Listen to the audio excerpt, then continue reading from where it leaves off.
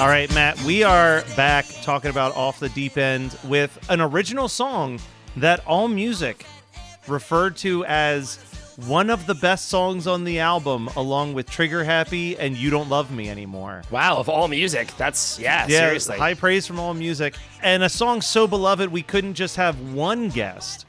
He had to bring a friend, a fan favorite, and and just co-host favorite. MC Lars is here. Everyone's favorite. Everyone's favorite. MC Lars is here with Schäffer the Darklord.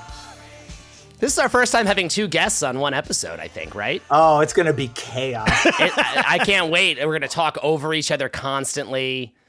It'll be great. Yeah. It'll be it's going to be great. I'm excited. I've only got one quick thing about this episode before we just get crazy. And I've talked about this book before. I have that book, Weird Al Seriously, by Lily Hirsch. Remember that name? She might be coming up later on the podcast. Who knows? Ooh. And in that book, there's only a brief mention of this song, to which she said it was a style parody of Don Henley. Oh, absolutely. It's definitely a style parody of Dirty Laundry. I literally wrote down, I assume she's referring to Dirty Laundry. Like, that's that's it's what so it weird. has to be. Yeah, I saw this online. I had never, prior to this, the research for this episode, I had never heard that before. I don't think I knew Dirty Laundry. And I looked, it was a big hit. I mean, of course, at this point now for Don Henley, Boys of Summer is just like the beginning and the end of the list of his like biggest songs. But this was like apparently his first big single post Eagles. Yeah, I actually thought Dirty Laundry was an Eagles song. There you go. And then I looked up when I was reviewing the song. I looked up to be like, I guess I never realized that this is a parody of Dirty Laundry, and it isn't. It's a style parody, but that's how I learned that Dirty Laundry was a Don Henley song and not. There you go. Which I don't want to look. I don't know Don Henley. Could be a delightful man. Let's also address the elephant in the room of what Dirty Laundry is about. Which is literally him complaining about the unfair way that the news covered the fact that I believe the story is that an underage girl overdosed in his house. And people were like, "Are you serious?" Yeah, and people were like, why is a 16-year-old minor taking Quaaludes with Don Henley in his home? And he wrote this song as a response to like, leave me alone. Guys, great news. I got a quote right here. All right. Don Henley, in an interview with GQ magazine in 1981, because this is years back. Like he did an interview that came out later. But in 1981, he said, "She was fine by the time they got there. I had no idea how old she was. I had no idea she was doing that many drugs. I didn't have sex with her, you understand. Yes, she was a hooker. Yes, I called her I called a madam. Yes, there were roadies and guys in my house, but we were saying farewell to the Eagles." Oh my God. It only now occurred. I didn't know those details, but this, the 1997 film Boogie Nights that is basically just a big parody of a whole bunch of like real life things and scenes from movies. That scene basically is in Boogie Nights. It's basically in Boogie Nights. Yep. That's not cute. It's not cute. It's not a great story. The idea that I talk about how times have changed. The idea that Don Henley would like attempt to defend himself, or I don't know. Like it is a wild, it's a wild thing to write a song about. And then for Al to, so I guess in a sense, I really was skeptical when I saw that this was a style parody because. Lars, I know you know this, but like if you look online, there are so many tenuous attempts from fans to match a song with a style parody for Al that I think a lot of the time is just not true. Yeah, they're just and I always assumed this was I always thought this was just Al doing like a very like straight, like kind of hard rock, like 80s, like sort of glam, or like hair metal, very straight groove thing. And the idea, of course, that there's the part of the joke musically is that this is this very sort of like young, rebellious metal song sung by the most cranky old man in the world. But then listening to Dirty Laundry, it's pretty undeniable. Al's is heavier. He definitely has more guitars on his. Henley's is really electronic and this like synth rock version. If we're agreeing that Dirty Laundry is what the inspiration is being pulled from, he's still doing a style parody of a song that is 10 years old by the time this album comes out. Yeah. Because Dirty Laundry was 82. It's true. And it's one of those interesting lines that it's like not, he could have just done a parody of Dirty Laundry, but maybe that's why he didn't, because it was too old. I mean, we already were saying he's parodying New Kids on the Block, which already feels too old. It's like Yeah, only by a couple 92, years. it's- By yeah. 92, New Kids on the Block parody is like very, very in the rearview mirror. And in 2 weeks, It's we're like going to be eBay. talking about Milli It's Vanilli. like eBay. It's the Yeah, same- exactly. I have to just to back up slightly because we dove right into the song, but we have we've talked to Lars about this a whole bunch, but Schäffer, do you have any, like, before we dive too far into this, do you have any like background with Yeah, your first Al. Yeah. Like, did you grow up with him in any way or no? Like, where are you coming into this episode? Yeah, absolutely. I grew up, I was a little kid in the early 80s, and I had In 3D and Dare to Be Stupid on vinyl. I was a big fan. I didn't really follow his career very religiously. Like after that, Mm-hmm. I felt like I'd kind of outgrown him. And then as I got older and started playing in bands and stuff, I started finding more people that were still fans of Al's and like listing like certain songs of his that had been their favorites that I'd never heard of. So over the years, I've kind of gone back and piecemeal a little bit of the stuff that I've missed. But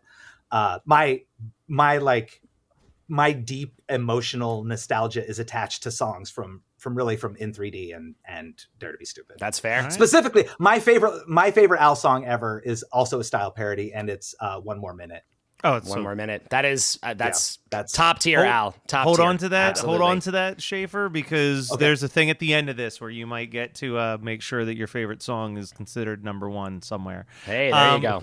Now, I do have to ask, we got two people who are categorized into nerdcore, and for most people, they say MC Frontalot is the godfather of this genre, but I think in a lot of ways you could also argue that Al Yankovic has a couple years on Frontalot for maybe not necessarily nerdcore rap, but that dude was making it cool to write songs about geeky shit way before I think almost anybody. Am I incorrect in that assumption? Is there anyone earlier than Al that you can really think of for pioneering that in mainstream culture? Devo. Yeah, I guess Devo would be the only other one. Yeah. Devo made being a dork pretty cool. And Al clearly loved Devo because he did Dare to Be Stupid. It was like clearly a big influence on Al. Yeah, Yeah. absolutely. Yeah. Well, Devo's different because they were just through with being cool. Like they had There been you cool go. previously, and then they got sick of it. Yeah, That's an important distinction. that is an important distinction. Yeah. All right, so let's dive into this song because this is another one of we've talked about like the different categories of Alisms, and one of them is definitely complaining about minor inconveniences to the most absurd level. And this I feel like is like an offshoot of that. It's not exactly the same as like a Slime Creatures from Outer Space where you've got these aliens destroying Earth and your biggest complaint is like they've messed up my rug. But it's definitely in a similar category for sure of him blowing things up Yes. to the most ridiculous degree. It's blowing things out of proportion, and it's also just constantly upping the ante of the of how inconvenienced this is. This is such an interesting thing because this feels like this is a really well-worn comedic road, right? Like this is a joke that has been done a million times. The idea of like, oh, when I was your age, literally the line, like that's been done a million times. But in my research for this, I found like I think what is the actual origin of this as a joke. And Oh. it comes from a show called, I had never heard of this before, but it's called At Last, the 1948 Show. And it is a precursor to Monty Python. It was actually created by a few different guys, but one of them was John Cleese.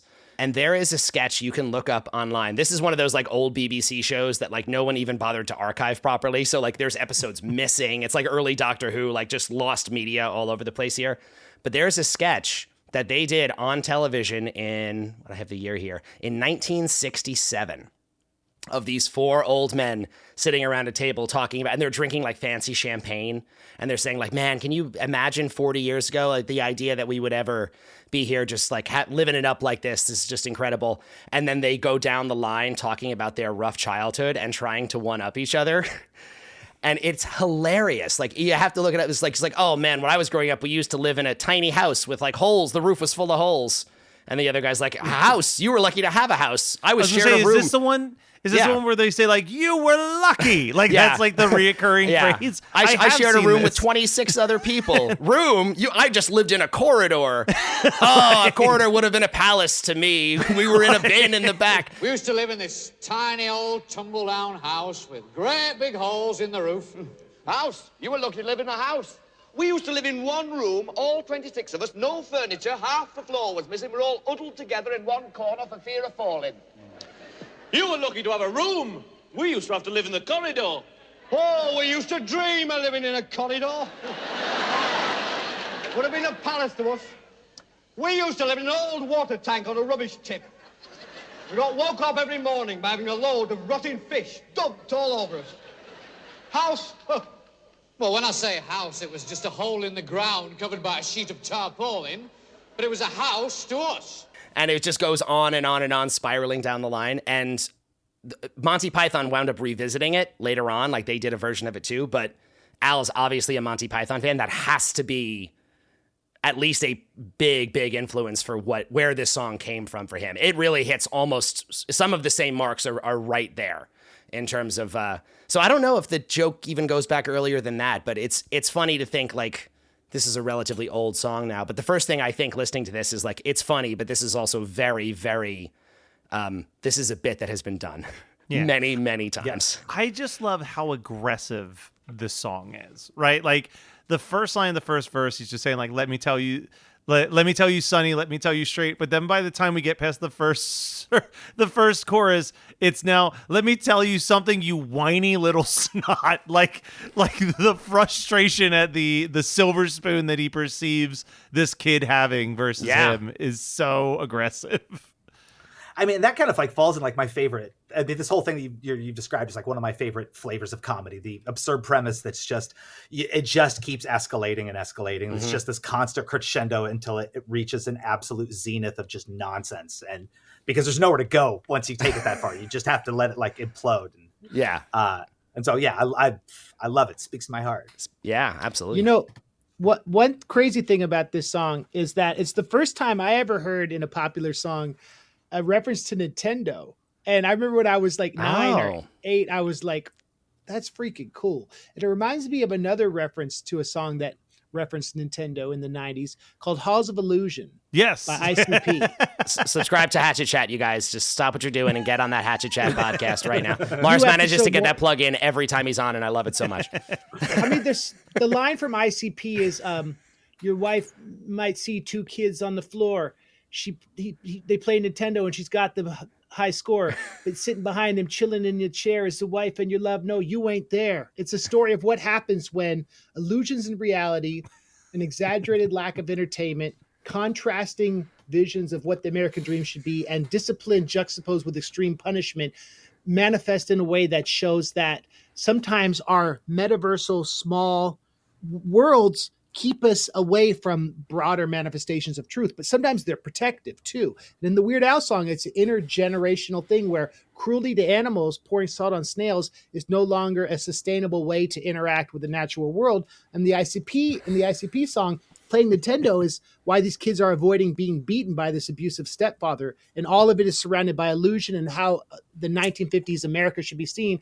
And if you look at the Halls of Illusions video featuring Slash on guitar, it shows 1950s archetypes juxtaposed through the dark carnival where the illusion comes away and you see the truth of what's really happening in this dysfunctional mid-90s Midwestern homes. And so I think Nintendo plays a pivotal aesthetic realm in both, and I think it's worth mentioning the connection there. So, do you think that Violent J and Shaggy 2 Dope were fans of When I Was Your Age by Weird Al and used as a reference point when writing Halls of Illusion for Great Milenko, the best of the ICP albums?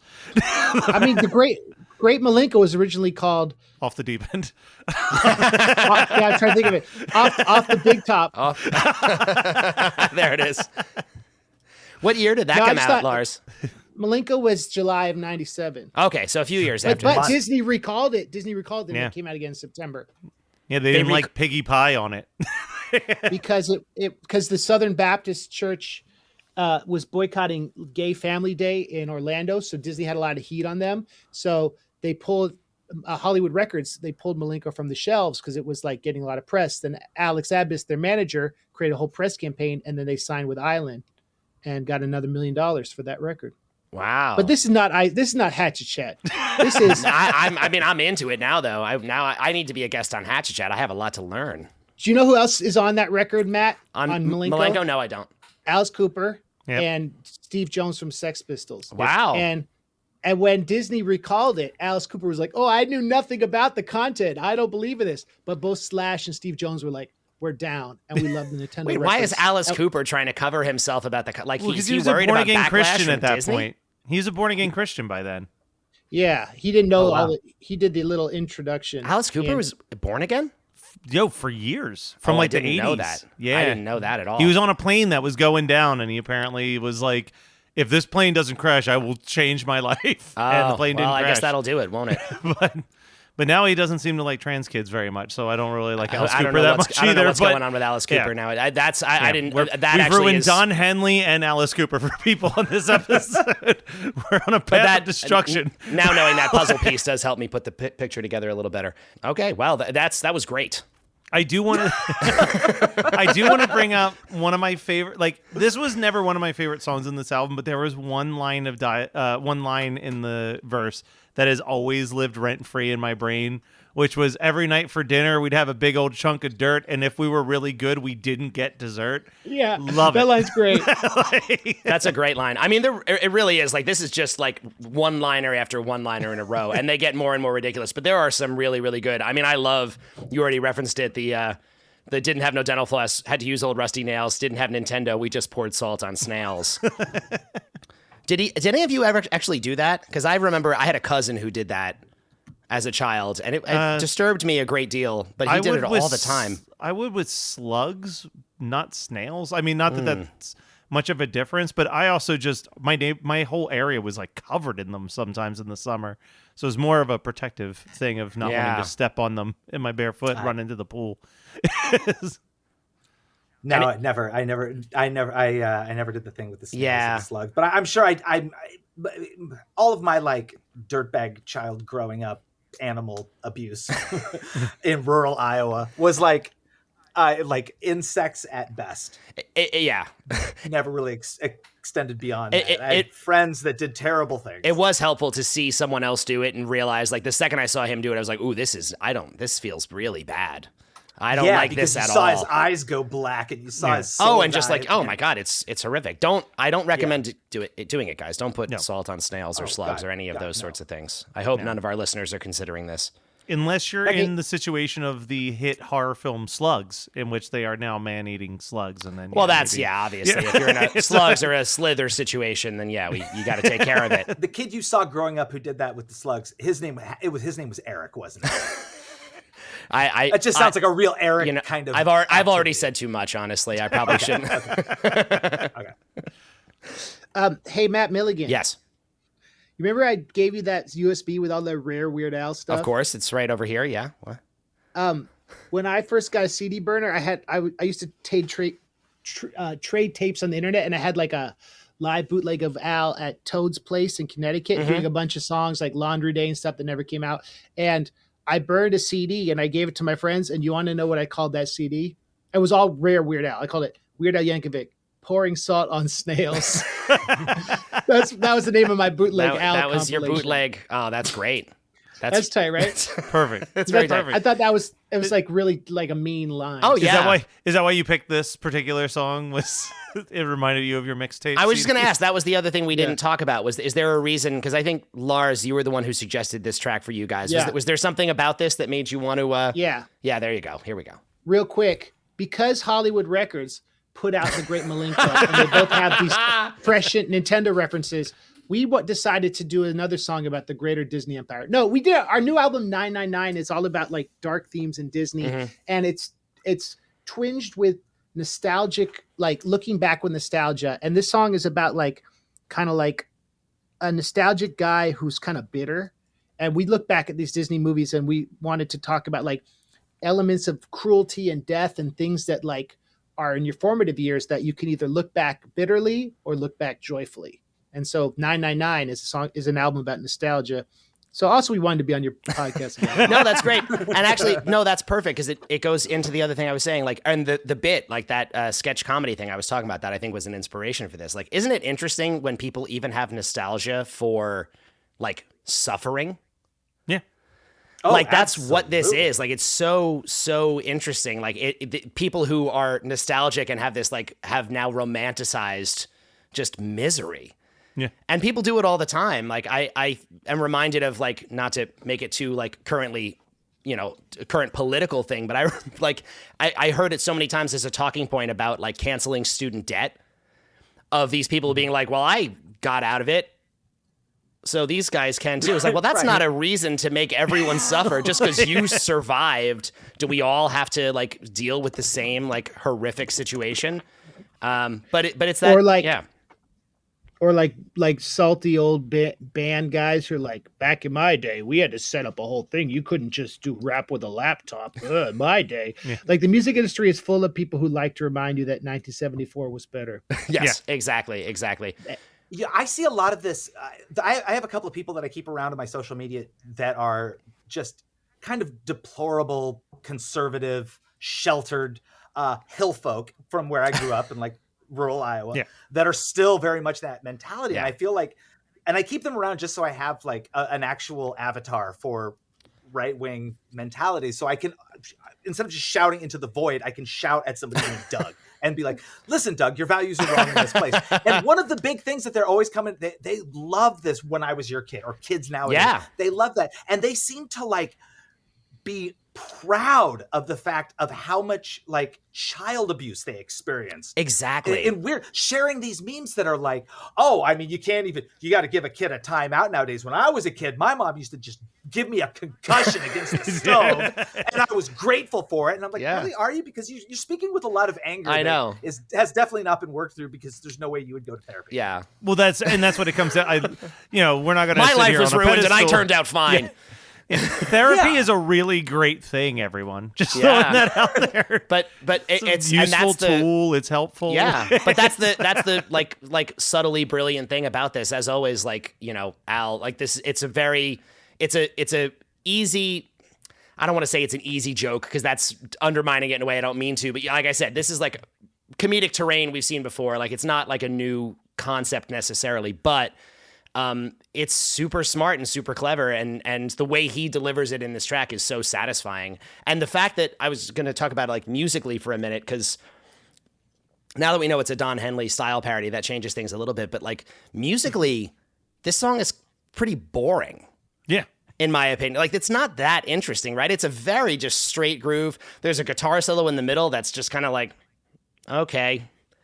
Like it feels to me, at least that's just my take on it, but it feels like in a way the monotony of the track and the sort of like trudging down the road sort of groove of the track fits the sentiment of the song really well. Like I said, there's like the contrast of the very like young angry kid groove and the old man lyric, but also just the monotony of the song I think actually kind of does benefit the lyric too. Yeah. Well, oh yeah, Matt. I don't interrupt you, but I No, thought of something. all I had to say was yeah. You guys are so cute. A song that similarly is plotting in its classic rockness and is all about the juxtaposition of age versus the current listener is Young, Dumb and Ugly. I was just going to say, which we haven't gotten to. That comes later, but that is the closest comparison, I think, for this song in my mind right away. Yeah, Young, Dumb and Ugly has a similar. It's like what old people make fun of young people about. Yeah. It's kind of the other side of the coin, right? It's the flip. Instead of this old man yelling at the kids, it's the kids bragging about how horrible they are. TIAA is on a mission. Why? Because 54% of Black Americans don't have enough savings to retire. So in collaboration with big-name artists like Wyclef Jean, TIAA released Paper Right. New music inspiring a new financial future. With 100% of streaming sales going to a nonprofit that teaches students how to invest. Stream Paper Right now and help close the gap. We're making an ad. Snapping ad. This is where I think if we're doing it right, Alec Baldwin comes in. He says a couple things. He listens to the podcast every week. Yep. Has he been canceled? Is Alec Baldwin the one who killed somebody? I hear that Gary Sinise is free. Oh, okay, great. He hasn't worked since 2020.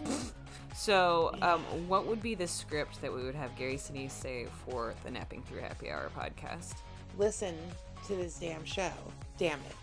The Napping Through Happy Hour podcast, brought to you by Geekscape. Real life, real drama, real time. I'm Gary Sinise. That's the ad. That's the ad. That's the ad. So I'm thinking about a lot of the stuff that we were talking about. We're talking about like the nostalgia for pain and suffering. We're talking about, and we're looking at this song, and I feel like we get to this last verse, right, where he says, Dad would whoop us every night till 12:15. Then he'd get too tired and he'd make us whoop ourselves. Then he'd chop me into pieces and play frisbee with my brain. And let me tell you, Junior, you never heard me complain. And it, for whatever reason, because that's so dark and it's so fucked up and it's so horrific, that it makes me think of like, I think the king of pun intended, of nostalgia with a very dark tint of Stephen King and all of these stories that he tells of like way back in the 50s when kids could wander on train tracks running away from greasers to find a dead body. Like, it's like through this lens of like, the good old days of your childhood were filled with horrific, awful things that were happening. Those were the good old days, like the other song we did. Exactly. Another one about like weird nostalgia for your time as a young serial killer. What? There's so many songs that like Al takes the joke, and he escalates, and at the end he's just dead. Like this is one. It's true. One of those days, just one of those. That's right. Yeah. The world blows up. The world ends. Yeah. How many Al songs were like, that's the final thing, everyone's a dead corpse? Where everyone dies.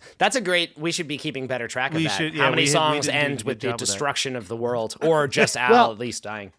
Smells Like Nirvana, the video, he blows up the building, but then he's at the end, he's still singing. I mean, Generic Blues, he decides to go bowling instead, but otherwise he would have been dead at the end of that. Oh, that's true. Yeah. Oh boy, that's a whole other. Yeah, we're gonna have to make a separate list of all the songs where Al dies. But this is definitely. How about everything you know is wrong? No, he dies. He goes to heaven. And there's the whole. He gets the ice and the ice box. Yeah, he gets the ice box issue. You know, great, I'm busting. Great segue there as we're talking about lists. Matt. Yes, we've got some lists. We've got some lists. Yeah. Matt, where are you putting your original? Where is this song landing on your Matt Milligan Weird Al original songs rankings? I mean, I'm not sure. I'm having a hard time. I feel like with this is the hardest one I've had to rank in a really, really long time. It is, because there's something, like I said, it's like, in a way, musically, this doesn't do a whole lot for me. It's not as fun as a lot of these other ones, but that is arguably part of the joke, and I do like the joke. I'm still gonna put it like in the middle, in like the lower middle section. I'm gonna put it in between Mr. Frump and Checks in the Mail. All right. So just below Mr. Frump and just above. I'm actually doing something very similar because I'm putting it under Mr. Frump as well, but above Stuck in a Closet with Vanna White. So that means that our top 5 and bottom 5 original songs have not changed. My top 5, actually, do we have this? No, okay, ours is slightly different. My top 5 is UHF at number 1, Dare to Be Stupid number 2, Melanie number 3, Nature Trail to Hell number 4, and This Is the Life at number 5. Yours is UHF 1, Dare to Be Stupid 2, Melanie 3, Nature Trail to Hell 4, and The Good Old Days at number 5. Yeah, we're very close. What's your least favorite? Wow, Matthew, you don't even have This Is the Life on your list at all? Did you not love? I do have This Is the Life. Johnny It's Dangerously? just, oh man, it's right here in the dead center. Schäffer, it is. It's smack in the center. But you know what's funny about that is I liked the Johnny Dangerously tie-in music video so much more than Matt did. Yeah, like, he also liked the This Is the Life tie-in music video more than the movie Johnny Dangerously as a whole. Oh, I think I would too. It's a great highlight reel set to an Al song, and you don't have to deal with some of the comedy that did not age. Some of the weird comedy of Johnny Dangerously. Yeah, now that I had a slightly hard time with Johnny Dangerously. I got a solid gold Cadillac and make a fortune while I sleep. I love This Is I'm the a living Life. legend, not some dude. The bottom of our list is where we really are different. So from the best to the worst on my list from the bottom, The bottom 5 is That Boy Could Dance, Buy Me a Condo, Such a Groovy Guy, Buckingham Blues, and Gotta Boogie. Where Matt's is Cable TV, Let Me Be Your Hog, One of Those Days, Such a Groovy Guy, and Buckingham Blues. Matt, you've got an MC Lars episode in your top 5 and in your bottom 5. That's what's up. Wait, what's the top 5? The top 5 is Good Old Days. Good Old Days. Oh, I've done 2 or 3 episodes. You did Smells Like Nirvana. You did Let Me Be Your Hog. You did Good Old Days. Yes. And there was this one. Oh, and then this one. Yes, this is number 4. So all right, maybe like SNL, we'll have to have a 5 timers club. So next time you're on, we'll send we're gonna get you a jacket. Matt, we have to make a decision here though because we've never had 2 guests. So the question. Let Schäffer do it. Schäffer do it. Okay, I was going to say the question becomes. So Schäffer, looking at this tab right here that says guest rankings, these are every episode that we've had a guest on. You can pick where when I was your age, lands on this list. This is ranking. Obviously, it's ranking the song, not the episode. Yes. No, okay, I mean, obviously, everyone's episode. Obviously, is this is the best episode we've ever done. Wow. So in that sense, it's number 1. This is hard. All right, so this song's not going to be. It's not even going to be in the top 15. I don't think for me. Okay. Because there's like I may not have like an encyclopedic knowledge of like Al's catalog, but I know all of those songs. Yeah. Okay. So I wouldn't put it up there. I would put it. I would put it between King of Suede and Let Me Be Your Hog. Okay. There you go. Solid. That's a respectable placement. I would bump one more minute up. There you go. Where do you want to put it? You tell me. Where? Put number 2. Put number 1. Troll these fools. Just do the ant farm. They hate it when we do this. I don't want to show up, be drunk on my own power and screw up that. Listen, be drunk on your own power because I think we're still going to give Lars a chance to move something around anyway. Oh, That's really? right. Oh, That's right. okay. That's Well, then right. great. Let's put it at number 2. There you go. Below Poker Your Eyes Out. All right. Lars, you make a decision. I mean, I'm gonna have to put "Smells Like Nirvana" number 1. All right. "Polka Your Eyes Out" is a great polka. Yeah. But "Smells Like Nirvana" is his best song, I think, in my opinion, because even my son likes it. He loves "Smells Like Teen Spirit," and he was saying to me, he goes, "Daddy, it's not fun to lose." You know how Kurt Cobain says it's fun to lose. That's and true. so then I played him "Smells Like Nirvana," and he knows the original so much. He was laughing so much. He goes, "Why did he change the lyrics, Daddy?" But he was laughing. It's a big And question. then when the cow moves, he was doing the moo. And then the first time I played it for him, remember, Matt, you told me how the guy from Jaws played the tuba thing? Yeah. He knows the guitar solo so well that after the tuba solo, when that came in, he laughed so hard because he got that it was not the right instrument. Of course, you have a smart kid, Lars. Of course, kids you are do. smart, man. Yeah, this kid knows about instrumentation. Yeah, and I think that when I read that thing about Kurt Cobain on the your episode about the thing in the book, like Kurt Cobain liked it, but he didn't like the album cover, I guess. Yeah. But he liked it. I think it makes total sense. I mean, just to go back to that for a minute, I think it made total sense that like Kurt liked the song parody and then even liked the music video, even though he was nervous about it, I guess, a little bit. And then the album cover, when that came out, he thought that was like pushing it a little bit. You're just making everything pushing it a little bit us. far. Yeah. And as we said, that was also like the span of however many months that was also some pretty serious hard times for Kurt. So Yeah. Well, we have completed the episode. We've completed the rankings, but I want our 2 guests here one last chance to tell us about 999 and everything else you guys are up to. You're so sweet. I try. get that plug in. Schäffer, you want to go first? Sure. So Lars and I have a fully collaborative album coming out in January called 999. It is a tribute to the dark, occult, or otherwise upsetting elements in classic Disney properties. So we really kind of dig into Peter Pan and Pinocchio and the Haunted Mansion ride and the Sorcerer's Apprentice and the Black Cauldron, etc.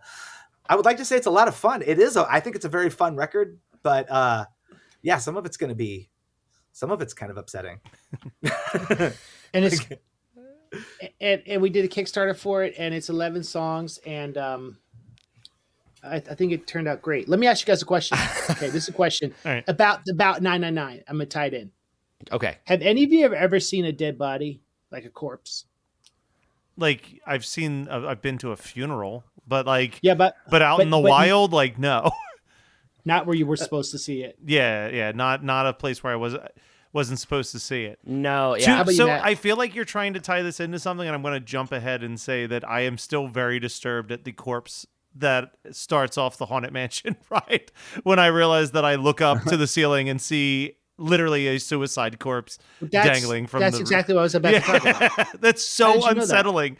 That is so unsettling. I don't know how you did you guys like prepare like no, how did Matt Kelly see that coming? No, the short answer that is a thing that has genuinely scarred me since I was a child. So when you asked, I was like, I still at 38 am uncomfortable with looking up to the ceiling on the Haunted Mansion ride and seeing whatever the dummy is that they have as a corpse dangling from the rafters. No, I mean that's amazing. I have not either. aside from open casket wakes and that kind of stuff, I have never. Never. That's a horrific thing to have happen. And Disney has this way of like taking something horrific, and you see this corpse hanging, and then you go through this magical death ride with singing demons, and like that's what our record is. We take you see like this spooky stuff. You're confronted with your mortality. But gosh, it's a wild ride. I have to say, I'm super. Is the record out now? Is it coming out? What's the January? Yeah, in January, we think. In January. Having known both of you for a good few years now, it sounds to me like it will be both dark and fun. Yeah, I think you two have nailed it. Vibe-wise, we did some real peanut butter and jelly. I know you guys.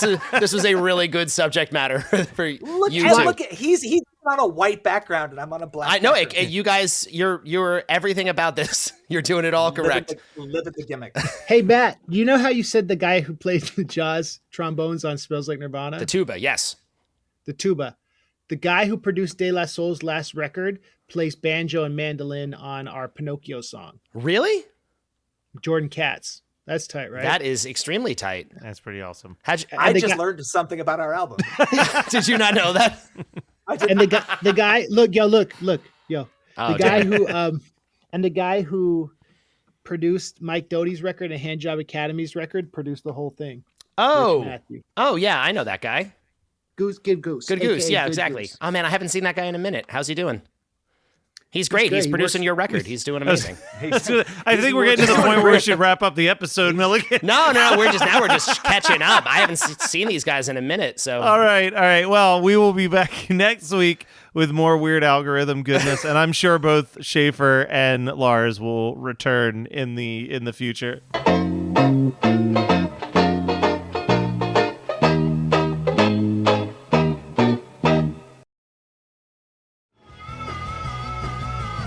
You're listening to the Geekscape Network.